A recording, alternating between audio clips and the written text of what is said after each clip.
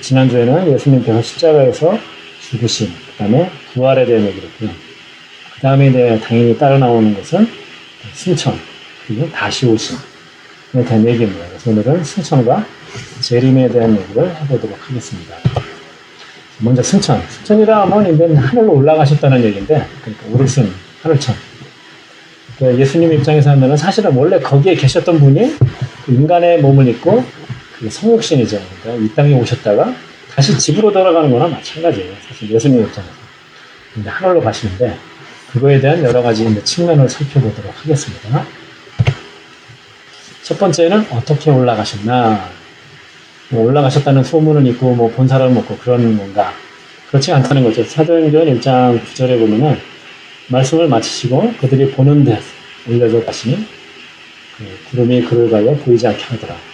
그들이 보는 데서 올라와 가셨다. 누가복음 맨 마지막 장에 보고 이런 얘기들이 많이 나와 있습니다. 그래서 예수님께서 하늘로 올라가신 것을 실제로 본 사람들이 굉장히 많이 있었다라고 했어요. 지난주에 부활 후에도 많은 사람에게 보여졌다라고 얘기했는데 마찬가지로 실제로 하늘로 올라가신 것도 본 사람들이 있다라는 얘기고요. 승천하는 시기는 언제인가? 부활 후 40일 후에 가셨습니다. 올라가셨습니다. 사도행전 1장 3절에 보면은 여기 보시면 아시죠? 40일 동안 그들에게 보이시며, 그러니까 40일 동안 부활하신 이후에 40일 동안 이 땅에 계셨던 것입니다. 고난받으신 데 실이 살아계심을 나타냈으니까 부활하신 얘기죠. 그러면 40일 동안 그들에게 보이시며 하나님 나라의 일을 말씀하십니다. 라고 이렇게 하신 것입니다. 그래서 이 기간 동안에 이제 제자들에게 이제 많이 보이기도 하고, 이제 뒤에 사실은 할 얘기를 좀 미리 하는 거가 되는데, 하나님의 나라의 일들을 또 말씀도 하시고, 뒤를 보면서 얘기를 하죠. 그 40일 동안에 하신 일은 뭐냐면은, 여러 사람들에게 보이죠. 지난주에 이제 부활을 얘기할 때, 보면은 베드로에게도 보이고, 개바라고 나왔었죠. 제 12제자들에게도 보이고, 500명에게도 보이고, 바울에게도 보이고, 그런 얘기를 좀 했었는데, 많은 사람에게 보이는 거예요. 그래서 그 40일 동안에 그 보인다는 게 왜 중요하냐면은, 그때 당시에 사람들에게는 그 메시아 사상, 그러니까 자기들을 로마의 앞에서부터 해결해줘, 구원해줘, 정치적인 메시아를 기다렸었는데, 어쨌든 그들이 근데 메시아로서 정치적이든 아니면 영적이든 전혀 예수님을 인정을 안 하는 사람들이 많이 있었죠. 그 사람들에게 확실히, 그러니까 그 사람들이 기다리던 메시아다. 그리고 예수님께서 말씀하신 것처럼 하나님의 아들이다. 하나님과 같은 사람이다. 라고 그 얘기를 하는 것을 증명하기 위해서 굉장히 중요한 일이죠. 그래서 많은 사람들에게 부활하셨을 뿐만 아니라 그걸 이제 보이심으로써 그런 것을 이제 보이신 것이죠. 그들이 기다리던 메시아고 하나님의 아들이라는 거죠. 그리고 또 하나는 사실은 그 하나님의 일을 말씀하시기 위해서 거의 앞에 저를 지금 설명을 하는 겁니다. 확실한 많은 증거로 친히 살아계심을 나타내사 하나님 나라의 일을 말씀하시죠. 하나님 나라의 일을 말씀하시죠. 예수님에게 3년 동안 공생의 기간 동안에 그 제자들하고 같이 지내면서 여러 가지 얘기를 했지만은 그 제자들은 그것들이 갖는 의미가 무엇인지 정확히 의미 파악을 못했습니다. 그리고 어쩌면 여러 가지 것들이 서로 조각조각 따로따로 있고, 그러면서 이 얘기는 이해가 가고, 이 얘기는 이해가 안 가고, 아마 그런 부분들이 많이 있었을 것입니다. 그런데 다시 그 부활하신 예수님께서 여러 가지 또 가르쳐 주시는 것이죠. 그런 걸 통해서 정말 제자들이 확실히 예수님에게 가르쳐 주시는 일들을 알 수 있게. 물론 예수님께서 최후의 만찬 그 자리에서도 여러 가지 얘기하시면서 나중에 성령이 오시면은 너희가 다 기억나게 할 것이다 라고 얘기를 해주셨지만 예수님께서도 직접 하나님의 일들을 이렇게 말씀을 하면서 얘기를 해 주신 것이죠. 그래서 보면은 사실은 부활 이후, 부활 이전과 부활 이후에 제자들의 모습은 많이 틀립니다. 부활 이전에, 즉 십자가 사건이 있기 전에는 제자들이 예수님을 따라다니다가 다 도망가죠. 그랬었지만은 부활 이후에, 특히 부활 승천하신 이후의 모습을 보면은 그 오시기로 약속한 성령을 기다리면서 기도도 열심히 하고, 그 다음에 그 성령이 오신 다음에 오순절 사건이죠. 그 이후에는 완전히 바뀌었습니다. 별로 배운 것도 없는 그 베드로가 갑자기 사람들 앞에서 설교를 시작합니다. 그리고 3,000명이 회심을 합니다. 엄청난 설교자가 되는 거죠. 그런데 엄청난 변화가 있는데, 이런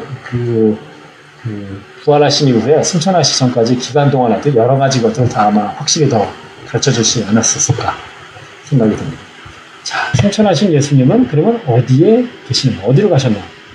아까 전에 집으로 돌아가는 거다라고 그렇게 표현을 했었는데, 여기도 보면 하나님께서 죽은 자들 가운데서 다시 살리시고, 예수님을 살리신 다음에 하늘에서 자기의 오른편에 앉히시는.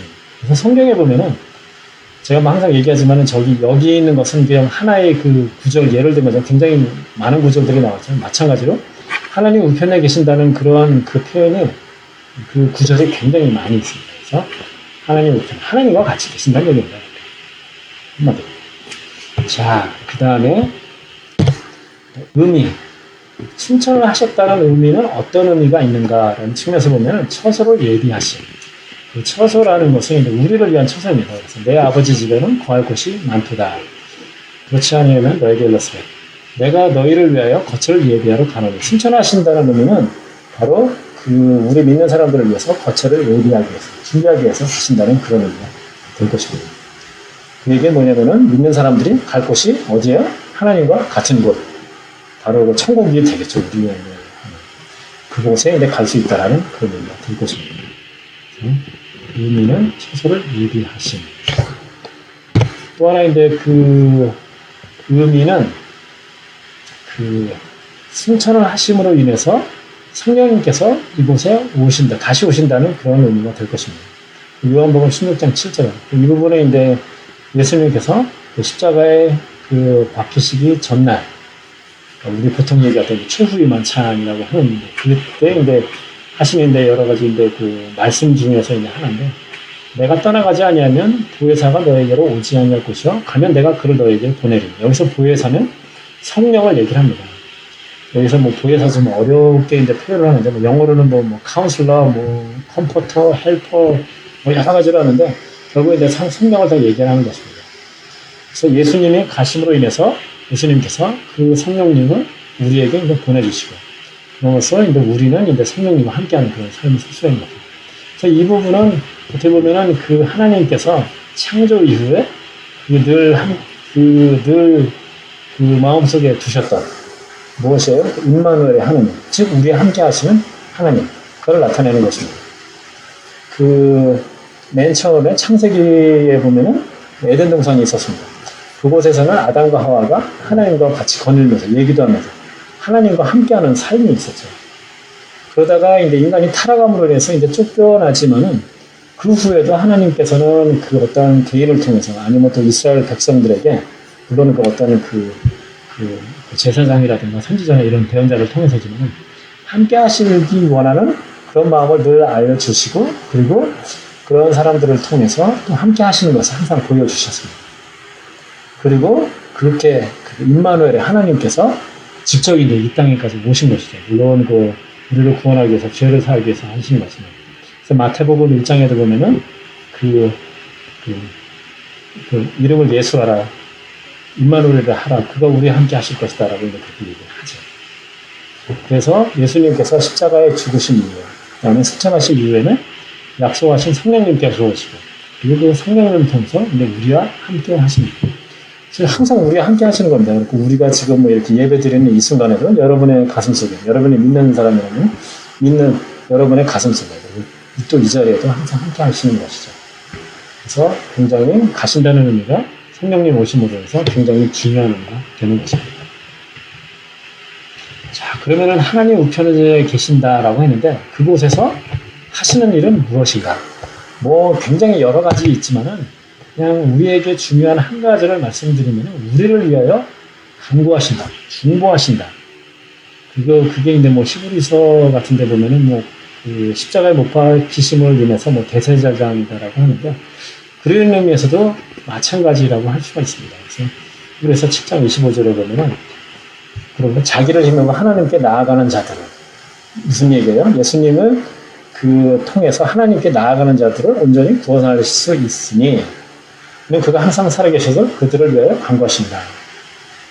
그래서 그는 예수님이시고 그들을 이제 믿는 자들이죠. 그래서 그들을 위해서 항상 간구하십니다. 라고 이제 이렇게 하는 거예요. 우리를 이제 위해서 대언하는 중보자입니다. 그래서 요한일서 2장 1절 같은 데도 만일 누가 죄를 범하여도 아버지 앞에서 우리에게 대언자가 있으니 의로우신 예수 그리스도라. 우리가 죄를 범했을 때 그 사탄이 하는 것은 뭐예요? 사탄이 하는 것은 그걸 가지고 계속 이제 정죄를 하는 겁니다. 네가 그런 죄를 졌어, 네가 그런 죄를 졌어, 그런 식으로 하는 거죠. 그래서 보면 계시록에도 보면 사탄을 어떻게 표현해요? 참소하는 자다라고 해요. 계속 우리를 이제 걸고 넘어지는 겁니다. 네가 이런 거 잘못했어. 네가 그러고도 뭐 믿는다는 사람이야? 라고 이렇게 얘기를 하죠. 근데 요한일서 1장에 보면 누가 죄를 범하여도 아버지 앞에서 대언자가 있었죠. 그런 것까지도 사해달라라고 하는 게 많은 그런 중보자, 대언자로서의 이제 역할을 하신다는 거죠. 그런 의미에서도 이제 굉장히 중요한 예수님께서 하시는 굉장히 중요한 역할을 되겠죠. 그래서 사실 많은 경우에 제가 얼마 전에도 얘기를 할 때 믿는 사람도 죄를 짓고 그렇지만은 죄를 지었을 때 반드시 그에 따른 결과는 있다. 그렇지만은 그 결과가 그에 따른 것이 꼭 사람이 생각하는 수준과 똑같이 비례하는 것도 아니고 그리고 언제인지는 모른다라고 그런 식으로 얘기합니다. 그러면서 오래 참으시는 하나님이라고 해도 어떻게 보면 오래 참으시는 그 하나님이 이신 이유가 예수님께서 그런 어떤 죄를 범하였을 때도 우리를 위해서 대언해 주시기 때문에 그런 거다라고 생각합니다. 그래서 승천은 이런 의미가 있습니다. 그래서 승천을 하셨기 때문에 성령님도 오시고요. 그리고 그곳에서도 계속 우리를 위해서 일을 하시는 예수님을 볼 수가 있는 거고요. 자, 그 다음에 이제 다음은 재림입니다. 재림은 예수님께서 다시 오심. 그래서 예수님께서 처음에 오신 것을 보통 이제 초림이라고 그렇게 얘기하죠. 처음에 오심. 그리고 재림은 이제 다시 오심이라고 얘기하는데 이 부분은 이제 관심이 있고 재미있어 하는 사람들도 좀 많이 있죠. 그래서 이 부분을 한번 좀 보겠습니다. 자, 그럼 제시는 오신다. 언제 오시나? 모르죠. 마태복음 24장 36절에도 나오는 것처럼 그러나 그날과 그때는 아무도 모르나니 하늘의 천사도 아들도 모르고 오직 아버지만 아시느니라 라고 얘기를 했습니다. 그러니까 모른다는 겁니다. 아무도. 그래서 사실은 이것을 통해서 우리가 이단이다 아니다. 이단은 여러 가지로 가지를 통해서 우리가 알아볼 수가 있지만 가장 쉽게 알아볼 수 있는 것 중에 하나는 많은 이단들은 본인이 재림 예수다. 그리고 언제는 언제 마지막 때가 온다. 마지막 최후의 심판의 때가 온다라고 하면서 날짜를 정하는 경우가 많이 있습니다. 근데 성경에서 좀 뭐라고 얘기합니까? 아버지만 아신다. 하나님만 아신다라고 얘기를 한다. 그래서 누군가가 많이 자신있게 최후의 심판의 때다. 이제는 본인이 재림 예수다라고 안 하면은 언제 다시 오신다라고 말 한다라면은 근데 의심을 당연히 해봐야 돼요. 의심을 해봐야 되는 게 해보는 게 아니라 당연히 이단입니다. 성경하고 정확히 배치되기 때문에. 그걸 알 수 있는 게 역사적으로는 그런 언제가 종말이다라고 하면서 하는 이단들이 굉장히 많았습니다. 우리나라에도 있었고 미국이나 많이 있습니다. 그렇지만은 종말은 아직 오지 않았습니다. 그 얘기는 뭐냐면은 그 종파들이 언제 마지막이다라고 하는 것들이 맞은 게 하나도 없대라는 거죠. 그러니까 그 사람들은 다 틀리고 우리가 지금 보는 이 성경 구조 오직 아버지만 아시느니라 이 말이 맞다라는 거죠. 바로 이것을 통해서도 우리가 이단을 구별할 수 있는 그런 방법이 될 것입니다. 아무도 모릅니다. 그렇지만 이제 힌트는 있죠. 또 마찬가지로 같은 장에서 예수님께서 얘기하신 게 뭐냐면 이 천국 복음이 모든 민족에게 증언되기 위하여 온 세상에 전파되려니 그제야 끝이 오리라 라고 얘기를 합니다. 즉 복음이 다 전파되면은 그때쯤에 끝이 오리라 라고 얘기를 합니다. 이것이 리터럴하게 모든 종족인데 하나도 모든 세상 끝까지라는 게 리터럴한 건지 아니면 지역적인 의미를 얘기하는지 그런 건 솔직히 누구도 모르죠. 그렇지만은 일반적인 의미로는 온 세상에 복음이 전파됐을 때 그때쯤에는 끝이 올 것이다 라는 걸 우리가 알 수가 있죠. 이 성경 말씀을 통해서. 그래서 그냥 참고로 보여드리면은 이게 어떤 한 자료, 어떤 기관에서 나온 자료를 보여드리는 겁니다. 그래서 보통 선교를 하는 그룹들이 선교를 할 때 어느 그룹은 어느 민족, 어느 가야 될 것인가라고 할 때 분류를 합니다. 그 중에 하나가 unreached people 그룹이다라고. 그러니까 복음이 아직 전해지지 않은 그룹을 얘기를 합니다. 이렇게 얘기를 하는데 여기에 그 그림에서도 볼 수 있듯이 그 녹색은 당연히 복음이 많이 된 거죠. 그러니까 미국이나 뭐 우리나라 같은 데도. 옐로우는 뭐 복음이 일단은 전파는 됐다라고 하는데 그렇게 많지는 않고. 그 빨간 부분은 아직 unreached people이죠. 그래서 이것도 이제 뭐 뭐 사람들이 뭐 이런 걸 나누는 기준에 따라가 조금씩은 뭐 틀리지만은 얘기하는 게 뭐냐면은 내가 크리스찬이다 라고 얘기를 하는 사람이 5% 미만. 그럼 내 입으로 얘기하는 사람. 그리고 실질적으로 우리가 봤을 때 그 믿음이 실질적으로 있는 것 같은 사람. 그러게 보통 그걸 에반젤리컬 크리스찬이라고 얘기를 하는데 그게 이제 어떤 인구의 2% 이내인 경우에는 그런 사람들은 unreached people 그룹이다라고 이렇게 얘기를 합니다. 그리고 이 사람들은 전 세계 인구의 한 40% 가까이 된다라고 얘기를 합니다. 제가 말했듯이 이거는 어떤 한 기관에서 나온 거기 때문에 뭐 각 기관마다 예를 들자면 기준에 따라 조금씩은 틀릴 수 있지만 여기서 이제 하고자 얘기하는 일은 아직 그 복음이 전해지지 않은 사람들이 많다는 거죠. 그리고 여러분들이 이 빨간 부분을 보시면 알겠지만 대부분이 그 이슬람교, 힌두교, 아니면 불교나 이런 것들이 그냥 기본적으로 우리가 많이 아는 다른 그 메이저 종교가 주를 이루는 곳이라고 할 수가 있겠죠. 그래서 제가 이걸 보면서 좀 역시라고 생각한 것 중에 하나는 일본이 빨갛게 돼 있죠. 사실 보면 일본에는 선교사님들 굉장히 많아요. 제가 신학교 때 그 과목을 듣다 보면은 뭐 페이퍼를 써야 되는 게 있었는데 그때 일본의 그 선교 과목이었었고 그 페이퍼를 일본에 관해서 썼는데 그 선교 역사도 굉장히 오래됐어요. 사실 우리나라보다 훨씬 더 전서부터 선교사가 들어가서 한때는 한 지역은 굉장히 그 복음이 많이 전해져 있었던 그런 지역도 좀 있었고 그리고 지금도 그 선교사가 3,000명이 이렇게 넘는 사람들이 있고 그런데도 굉장히 퍼센테이지가 좀 많네요. 이런 거를 통해서도 우리가 그리고 그 지금 unreached people 그룹이다라고 하면은 그게 예를 들면 뭐 언어적으로 아니면 문화적으로 그러니까 이제 뭔가 이제 틀리다는 거죠. 그러니까 같은 언어를 쓰더라도 이제 그 종족이 이제 틀릴 수도 있는 거고. 그래서 그 unreached people 그룹이 아직도 한 2,000 그 종족 이상이다라고 얘기합니다. 네. 그래서 아직 좀 갈 길이 좀 맞죠. 그래서 하여튼 제가 찾아본 거에서는 얘기하는 거는 뭐냐면은 이런 부분에 사실은 선교사님들이 많이 못 간다고 얘기를 해요. 거기서는 이제 좀 비판적으로 얘기를 하는데 사실은 많은 경우에는 그 이런 뭐 파란 부분 포함해가지고 노란 부분 근데 옐로우 부분 특히만 이슬람 지역 같으면은 사실은 쉽지가 않죠. 그곳에서 복음을 전한다는 얘기는 거의 이제 뭐 그 목숨을 진짜로 각오하고 전해야 되는 부분이기 때문에 사실은 그렇게 쉽지가 않습니다. 이런 데 같은데 쉽지는 않은데 어쨌든 이런 부분이 복음 전하기가 쉽지가 않고 선교사도 그래서 상당히 그렇게 많지는 않다라고 합니다. 자, 오늘은 선교 얘기를 하는 게 아니니까 여러분에게 좀 알려드리는 그런 겁니다. 자, 예수님이 이제 다시 오신다라고 했는데 어떻게 오신다? 예수님이 오실 때는 2단계로 옵니다. 2단계로 오는데 첫 번째는 어떻게 했냐면은 휴거. 우리가 여러분 휴거라는 얘기를 많이 들어보셨을 겁니다. 그러니까 사람들이 갑자기 사라지는 거죠. 그래서 여러분들이 혹시 그런 영화도 보셨는지 모르겠는데 소설이나 Left Behind라는 그런 것들이 있는데 그 영화 같은 것도 보면은 이런 것들을 이제 잘 표현합니다. 어느 날 갑자기 사람들이 그냥 없어져요. 어떻게 돼요? 아니 비행기 같은데 조종사가 없어지면 이제 비행기 추락하는 상황이 생길 수 있는 거고 막 그런 거죠. 지나가다가 막 차 같은 데서도 사람들이 갑자기 휴거되면 이제 뭐 교통사고가 날 수 있고 그런 것들이 이제 좀 그런 그런 뭐 소설이나 영화도 있는데 자, 그래서 휴거라는 것은 좀 이따 이제 다시 이제 좀 이제 서머리에서 설명을 해드릴 예정입니다. 그런데 데살로니가전서 4장 16절 17절에 보면은 주께서 예수님입니다.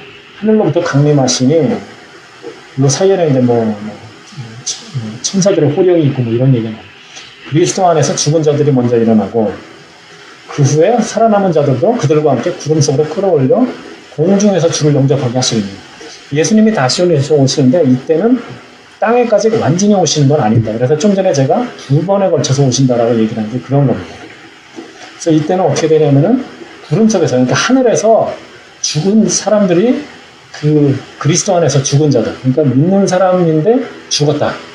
그러면은 그 사람들이 부활을 해가지고 하늘로 올라가고 땅에 있는 사람들도 부활이 아니죠. 이 사람들은 이제 그냥 하늘로 구름 속에서 예수님을 만나가지고 하늘로 올라갑니다. 예수님은 땅까지 내려오는 건 아니네. 자, 그 다음에 또 이제 또 오시는데 한참 있다가 언제 오시냐면 최후의 심판 때 오십니다. 이거는 뭐 우리 그냥 한 구절을 하다 보니까 간단하게 이걸 했는데 하늘로 올려주신 예수는 하늘로 가심을 본 그대로 오신다. 다시 오신다는 그런 얘기죠. 예수님. 그래서 예수님은 2번에 걸쳐서 두 번째 오실 때는 최후의 심판을 위해서 오십니다.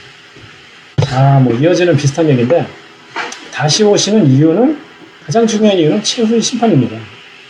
그래서 그 마태복음 25장에 보면 인자가 자기 영광으로 모든 천사와 함께 올 때 자기 영광의 보좌에 앉으리니 모든 민족을 그 앞에 모으고 각각 구분하기를 목자가 양과 염소를 구분하는 것 같이 하려 하면서 양과 염소가 어떤 일을 하고 어떤 일을 안 하고 있는데 그런 얘기가 이제 마태복음 25장에 나오는데 양은 기본적으로 이제 믿는 사람이고 염소는 믿지 않는 사람이다. 성경같이 읽히죠.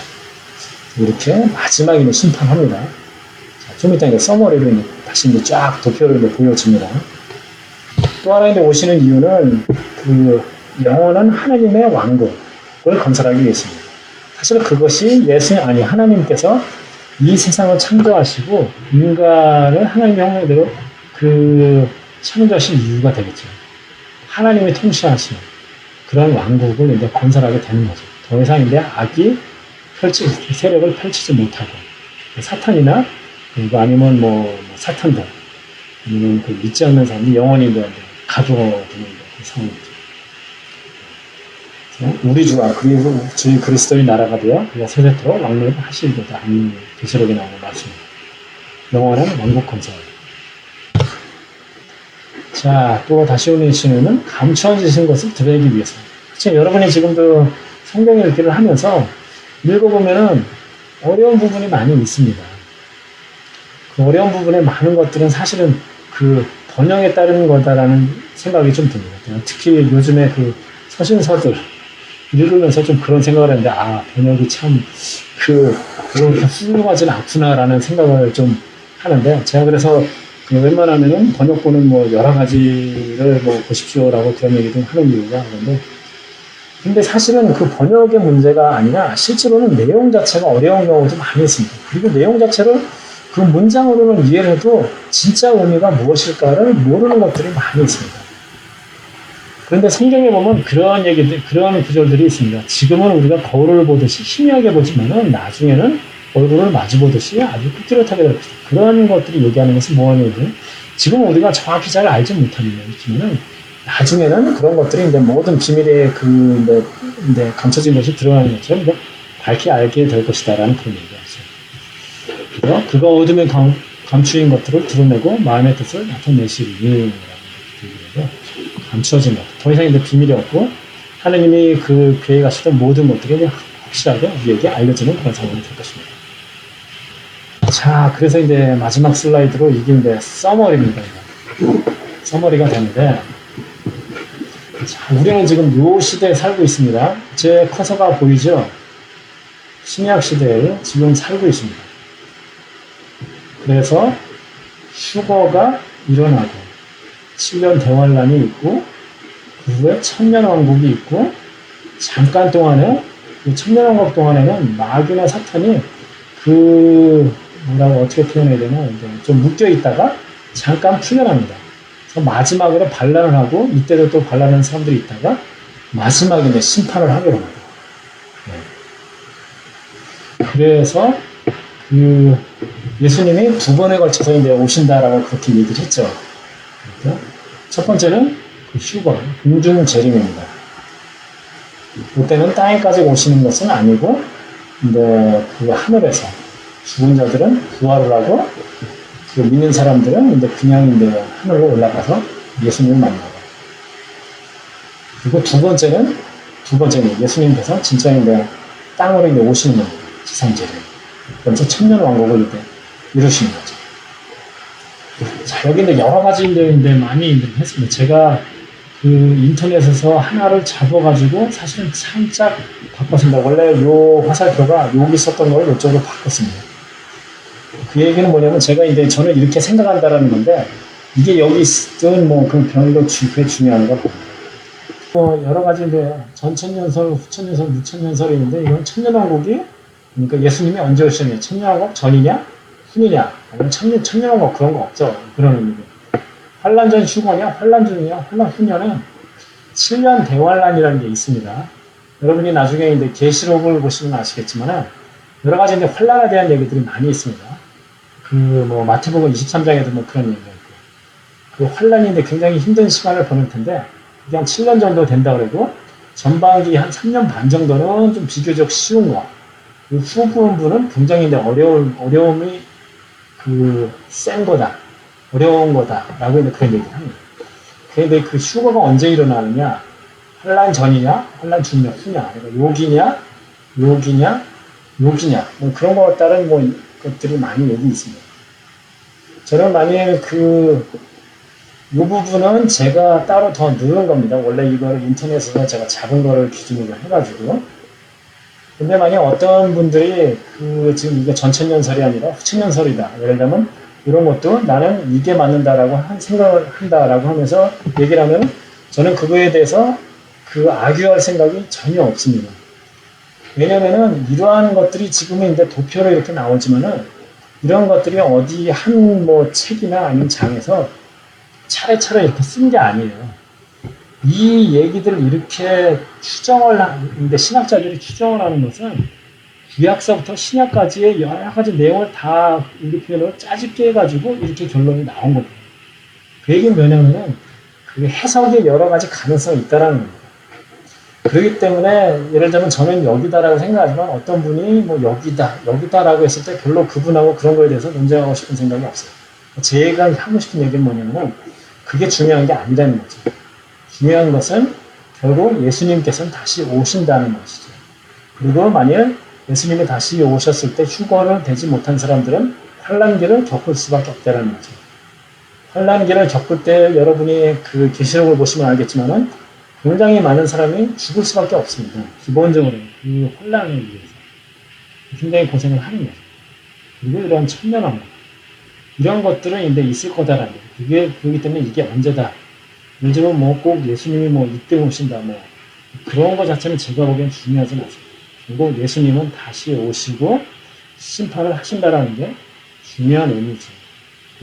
그래서 그런 걸 통해서 우리가 어떤 마음으로 신앙생활하고 어떻게 그 소망을 갖고 희망을 갖고 살아야 되는가에 대한 얘기가 될 것입니다.